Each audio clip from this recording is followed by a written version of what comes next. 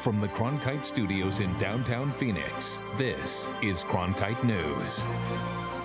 Arizona's voter crisis. Fewer people heading to the polls. Why has voter participation been eroding for years?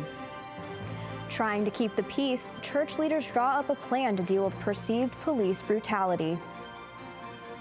An electric report for Arizona. Sunny days are ahead when it comes to solar energy. Cronkite News starts now. Good evening and welcome to Cronkite News on Arizona PBS. I'm Victoria Valenzuela. And I'm Raneem Hamed. Thank you for joining us.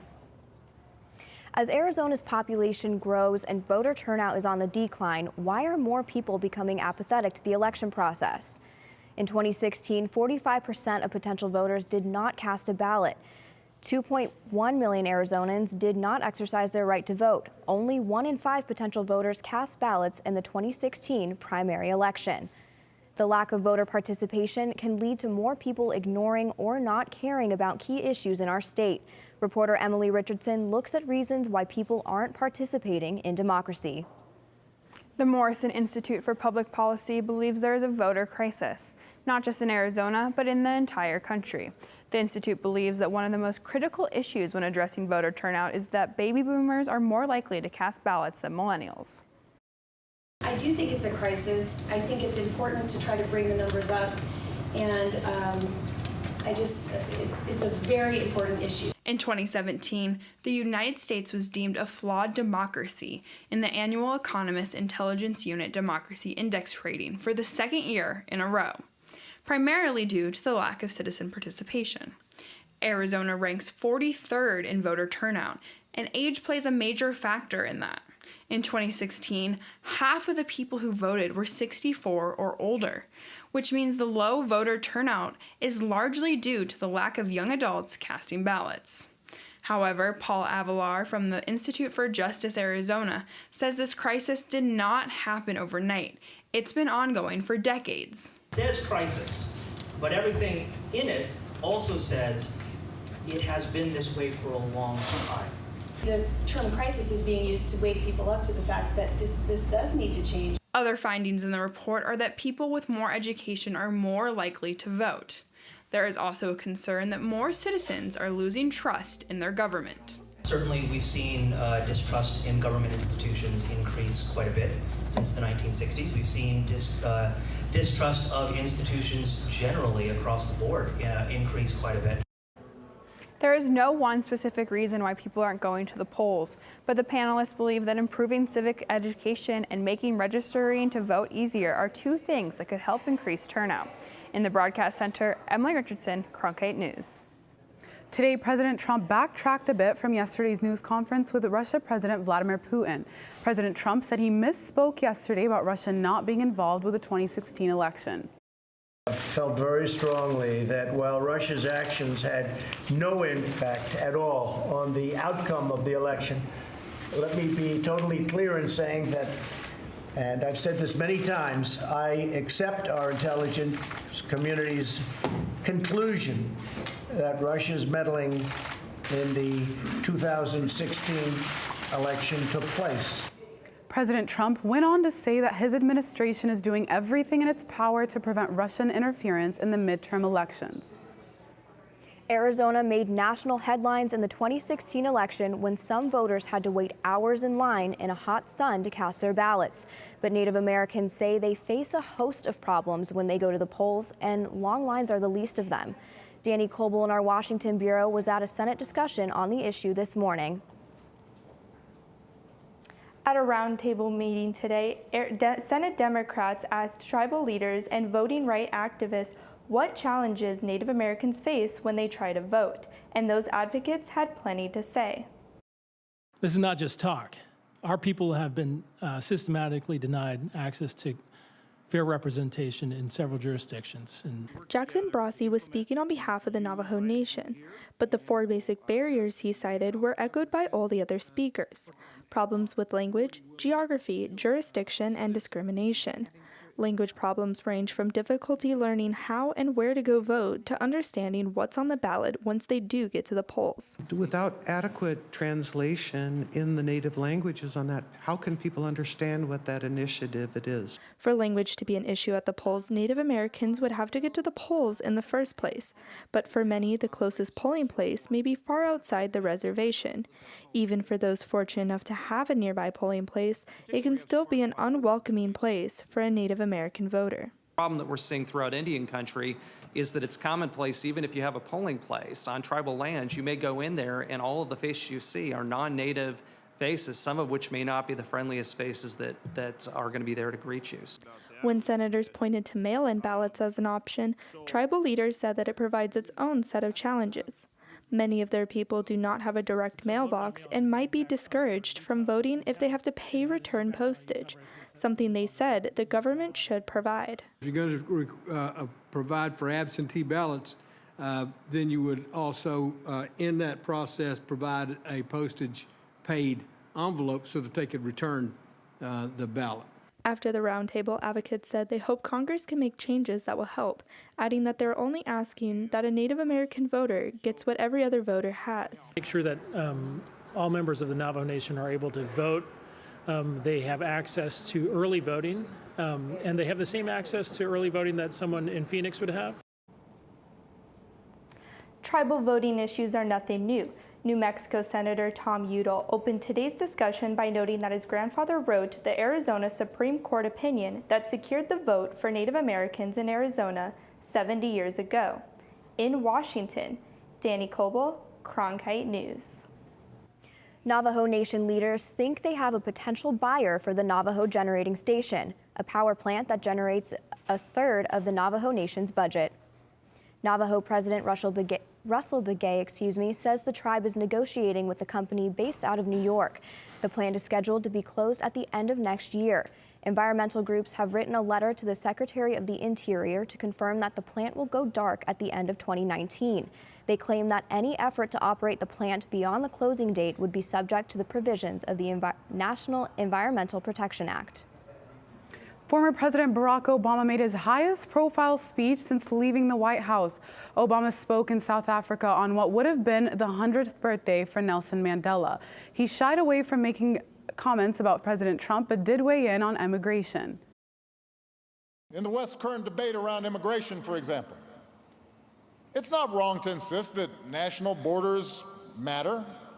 That's, whether you're a citizen or not, is going to matter to a government, that laws need to be followed, that in the public realm, newcomers should make an effort to adapt to the language and customs of their new home. But that can't be an excuse for immigration policies based on race or ethnicity or religion. Where you get your news could help predict how you feel about immigration.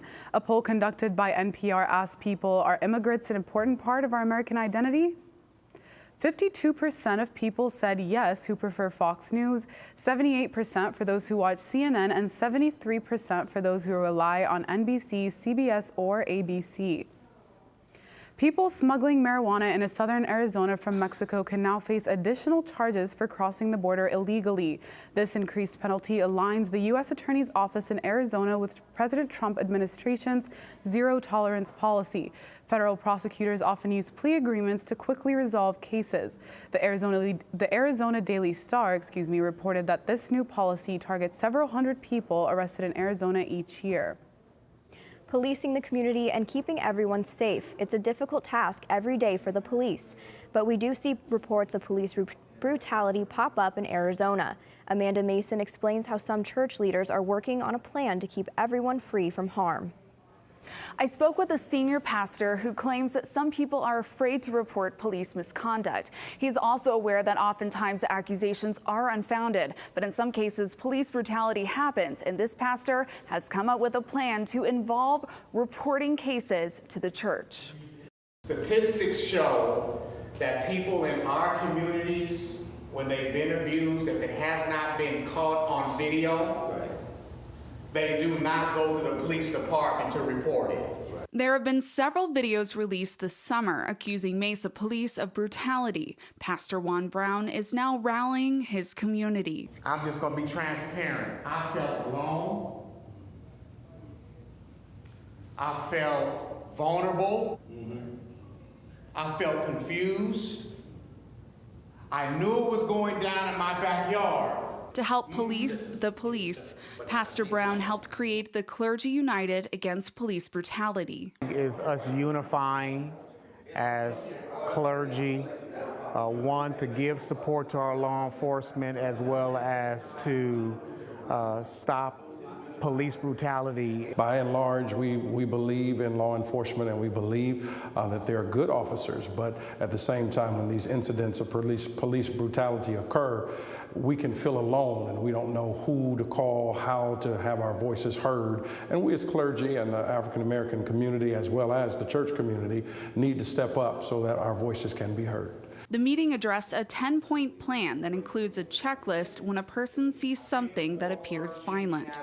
Besides reporting it to the police, contact a church involved in Clergy United Against Police Brutality. Get the name and badge number of the officer in question, date, time, and location of the incident, and any evidence such as a video or picture. We don't want anyone to suffer by themselves, regardless of color, regardless of creed, faith, denomination, wherever it is. We want to make sure that justice is served wherever it can be served and should be served, and we want to be able to do that. Clergy members in Mesa say they plan to hold future meetings with our churches across the valley and state to possibly expand the initiative. In the Broadcast Center, Amanda Mason, Cronkite News. Phoenix is going to study its police force. Earlier this month, City Council voted to fund a 6-month study that will cost nearly $150,000. The study will look at the high number of police shootings. There have already been more police shootings this year than the total number in 2017, 2016, or 2015. The Phoenix Law Enforcement Association says there are several factors to the rise. For one, the department is understaffed. The lack of border security and a growing homeless population also play a role. St. Mary's National Food Alliance is working on new ways to feed families around the valley.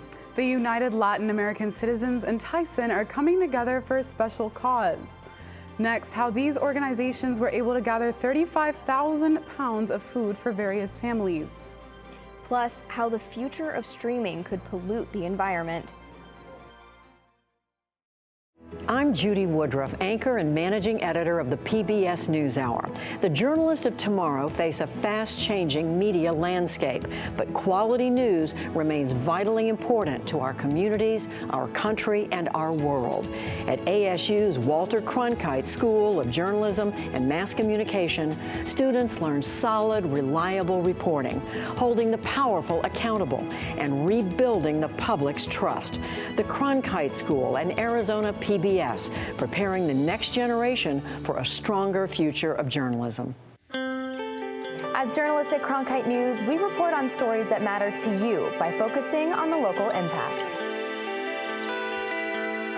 We dig deeper and work tirelessly to keep you informed. Live in Wickerburg. Live in Los Angeles. In Cleveland. In Washington. In Louisville. From Jerusalem. Live in Philadelphia. From around the world to right here in Phoenix. At Cronkite News, we report the facts and stick to the truth. I'm Ted Simons, host and managing editor of Arizona Horizon. The 2018 election season has arrived. Join us for primary and general election debates.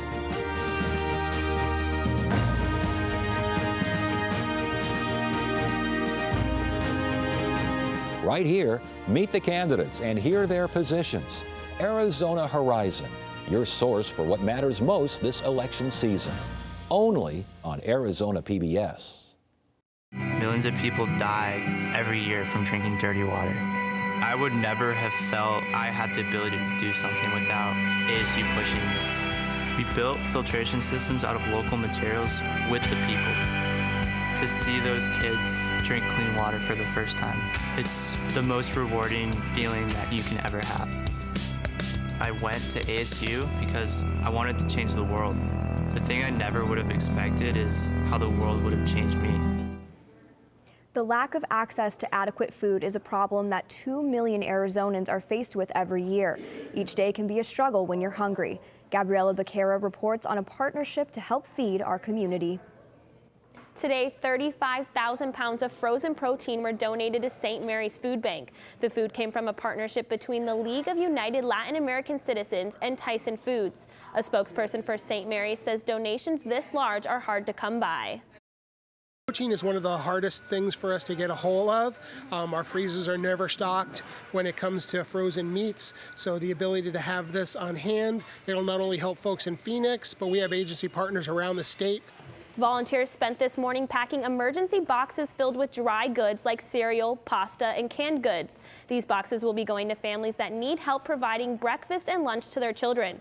According to St. Mary's, 1 in 3 children in Arizona are growing up in poverty and lack access to healthy food. The volunteers came from the League of United Latin American Citizens, which is holding their national convention here in Phoenix. Gabriela Becerra, Cronkite News. Did you stream and binge the last season of Stranger Things? If so, you could be hurting the environment. With climate change being one of the biggest challenges we face, reporter Nia Rowan found out how your stream could make an impact on global warming. Although you may recycle or bike to work whenever you can, binge watching on platforms such as Netflix or Hulu may still be hurting the environment. A recent report from Greenpeace calls on major companies to stop using companies that use dirty energy such as coal and replace it with renewable energy. I usually watch my favorite TV shows through Netflix or Hulu or things like that. Amanda Heath streams videos on both her TV and laptop and subscribes to streaming services such as Netflix, Hulu, and YouTube. Although Grey's Anatomy is her favorite show at the moment, she may change her habit based on a new report from Greenpeace that grades streaming companies based on their carbon footprint. I had no idea that streaming Netflix and Hulu hurt the environment, but I feel like I definitely want to take different measures now that I know, because I want to do anything to help. Greenpeace is a company in 40 countries that addresses the biggest threats to the planet. They released a report saying that streaming could be one of those threats. The report looks at the energy each streaming company uses and then assigns them a letter grade. YouTube was the only site to receive an A letter grade on the report because of their environmental improvement within the past year and their commitment to become 100% renewably powered. Amazon Prime received a C, HBO and Netflix both got a D, and Hulu earned the lowest grade, an F. Gary Cook, senior IT analyst for Greenpeace, says that people at home can reach out to their streaming providers to tell them to power their companies with renewable energy or threaten to take their business elsewhere. Letting companies know that you care about these issues and that you're going to use your power in the marketplace to choose companies that are greener. Heath says she's not giving up her Saturday night binge watching. In fact, she's looking forward to a new season of Grey's Anatomy, but she may reach out to her streaming service.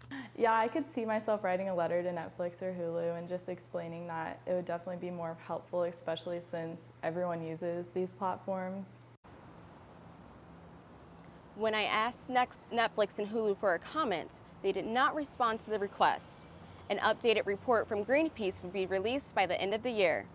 In Los Angeles, I'm Nia Rowan for Cronkite News. Arizona is becoming one of the top states in the country with our use of renewable energy. Coming up next, how our state is a leader in innovation with solar energy. Right now it's 106 degrees out there, but stay tuned. I'll have your 7-day forecast later on in the show.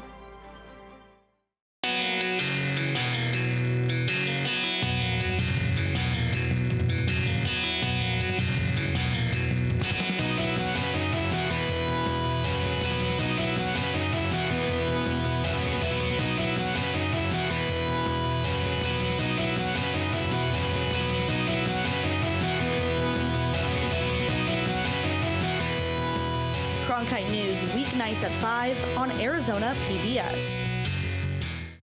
I'm Matt Berry, ESPN Sports Center anchor and graduate of ASU's Walter Cronkite School of Journalism and Mass Communication.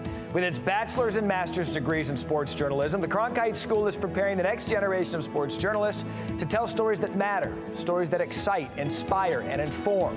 Cronkite immerses students in covering sports at all levels in one of the country's top sports markets.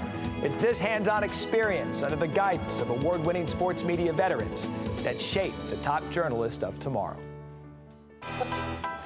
If you're looking for one show that tells you what happened that day in the world of business, it's NBR. We saw a classic shipwreck. Nordstrom's opening stores. Triple-digit gains. Crude climbs. We're there to help our audience find new investment ideas. The market still has room to go up. Nightly Business Report is the longest-running business television program in history. Weeknights at 10:30 on Arizona PBS.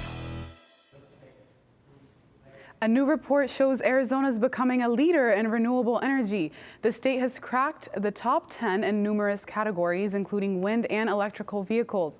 Allison Snell reports how the sun is really shining when it comes to solar energy. According to Environment Arizona, we're now second in the country when it comes to solar energy growth. Today, I spoke with experts on how we're getting so far ahead of other states. That Arizona is powering 658,000 homes today with the amount of energy we're producing. The new study, Renewables on the Rise, looks at a decade of progress regarding Arizona taking renewable energy to the next level. Solar is growing in America by leaps and bounds. Arizona ranked second for the amount of solar energy growth that it had. Fanshaw, the solar program director for Environment Arizona, says it can't be only about the sun. We have to look at numerous ways to create renewable energy. Wind energy, how we're using less energy through energy efficiency, how more battery storage is coming online, and then how more electric vehicles are on the road. Not all of us can afford electric vehicles right now, but there are always ways we can work to help clean the air. Carpool, or if you have the ability to purchase an electric vehicle, those are the ways that would really impact air quality. Arizona also placed in the top 10 in electric battery storage as well as registered electric vehicles. The only state to place ahead of us in solar energy growth was California. In downtown Phoenix, Allison Snell, Cronkite News. The city of Flagstaff saw some intense monsoon activity over the weekend. Some neighborhoods saw an average of 2 inches of rain per hour, overwhelming much of the city's drainage system. The Coconino County Emergency Management Department has since installed a number of monitors at its office to better track flooding and other disasters. Tomorrow will mark the third day in a row for a high pollution advisory in the valley. And hopefully we can get some rain to clear the air. Jordan Daphnis is here with your weather forecast. Jordan? All those showers last week helped bring down our average temperatures across the state, as you can see, but it did not help out with our air quality. We do have an advisory going into tomorrow. Some ways that you can help is, of course, carpooling and also fueling your car at night. Now, taking a look across the valley, it's 100 degrees in Scottsdale, 102 in Glendale, and 106 in Phoenix. For our 7-day forecast, do we have rain? We may see some. There's a 20% chance today and tomorrow, but over the weekend, though we do see cloud coverage, there's a 0% chance of rain. Now, going into next week, as you can see, on Monday, it's going to jump back up into the low teens, 115 and 114 on Tuesday. So, though we have had some relief, the heat is going to turn back on later on this week. For Cronkite Weather, Jordan Daphnis. For the past few years, most mortality rates have lowered in the U.S. But there's one cancer that's had a major increase in deaths. Coming up, how your lifestyle choices could increase your chances of getting liver cancer. I like working for Cronkite News because it gives us the opportunity to find a different angle on the same stories that every other news outlet is covering across Arizona. As students, we have the opportunity to cover issues all across the state of Arizona. It gives me a good chance to sharpen my skills, improve my skills, learn the techniques in a newsroom and in the programs and teamwork and technology, getting me prepared for the real world. And at the same time, I think we do a great job, make some great stories, do great journalism for the city of Phoenix and the state of Arizona. I'm Ted Simons, host and managing editor of Arizona Horizon. Join us each weekday at 5:30 and 10 as we bring you the top newsmakers who impact the state. We cover the stories in depth that shape and affect our local communities, and we take the time to ensure that all voices are equally heard.